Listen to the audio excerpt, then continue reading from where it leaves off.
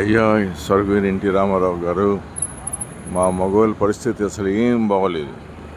ఈ పాలనలో పలు వెలుగుల్లో బస్సులో మమ్మల్ని కూర్చున్న తోసేస్తున్నారు, మమ్మల్ని తల్లు వేసేస్తున్నారు.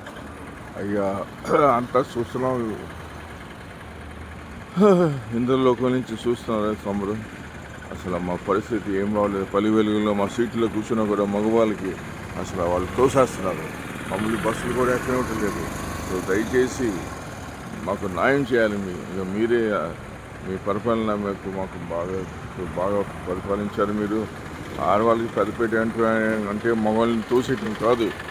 దయచేసి ఆర్టికల్ 15 హ్యూమన్ ఆర్ ఈక్వల్ అది అమల్లో లేదు ఈ రోజుల్లో ఈ ఆంధ్రప్రదేశ్లో. సో తమరే మాకు న్యాయం చేయాలి అని మేము కోరుతున్నాము. మగవాళ్ళ తరఫున నేను కోరుతున్నాను, మాట్లాడుతున్నాను. సో దయచేసి మమ్మల్ని అందరినీ మరి మగవాళ్ళకి పల్లె వెలుగులో కూర్చున్నట్టు తొందరలో జియో తీసుకురావాలని మేము కోరుతున్నాం. ఇట్లు ఒక